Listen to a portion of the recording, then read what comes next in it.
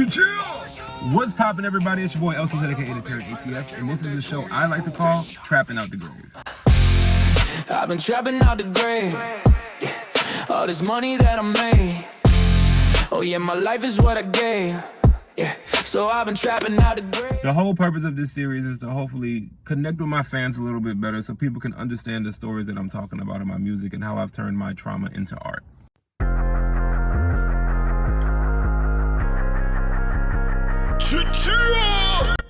The Magician song is a song that gets talked about a lot, that has a lot of replay value, a lot of people like it. And for me as an artist, it's one of those things where it's like, this is one of those songs where it's like, I think this was at the time, one of like the darkest and one of the most confusing places I was at in life at the time.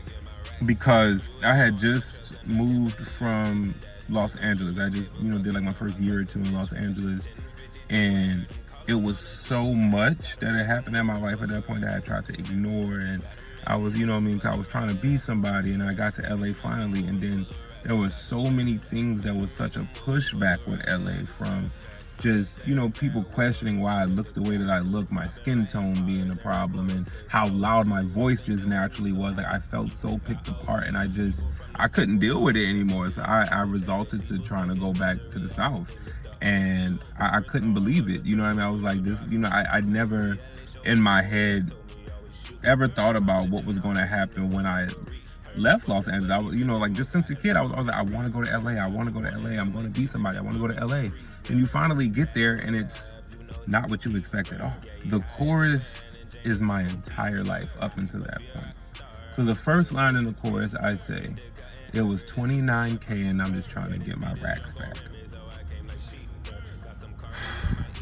Something a lot of people do not know about me is I became homeless around the age of about 14 or 15, right?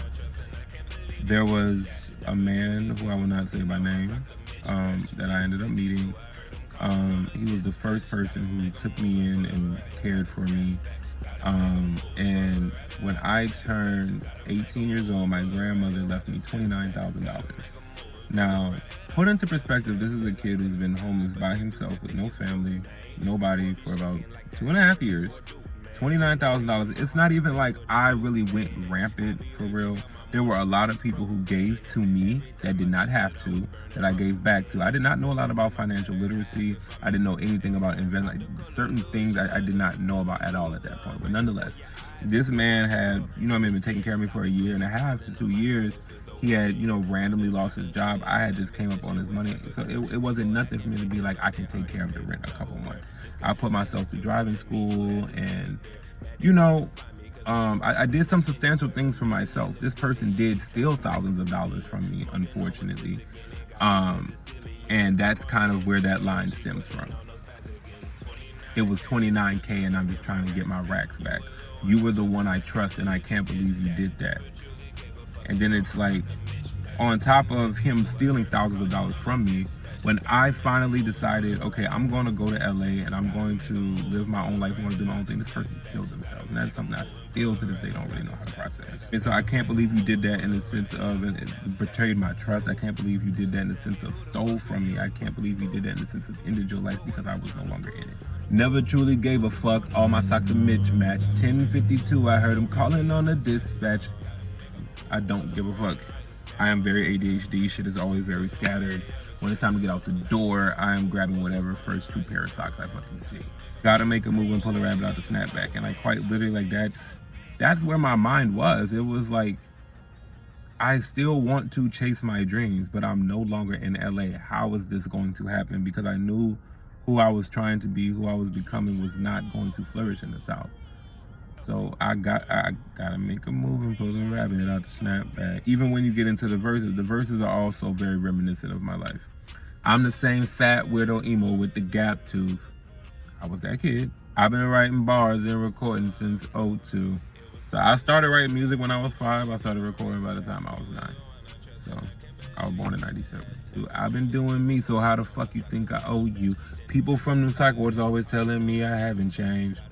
Growing up, my mom put me in a lot of psych wards, and a lot of those youth I still keep up with to this day. And I always love to hear from them. I always love to hear from y'all if y'all watching. But people stuck in misery always say, Mr. Old You. It's always funny to me how like now like I'm meeting these new people in life and they're like, you changed, you don't know me to know how much I've changed. I really have not. But you met a version of me that was probably lower than myself, that was watered down, that was less confident, less assured of myself. And I'm sure you missed that because you relate to that, don't you? My first car was a turbo 2-door drop top coupe. TLA showed me the way and told me to always shoot first. These lines are just not written and was never rehearsed. Listen. So, my first car literally was a 2-door drop top coupe. That is not cap, that is not fabrication. My first car was a Volvo C70, and that bitch was stuck on turbo. I paid $700 for that hell, I'll never forget that.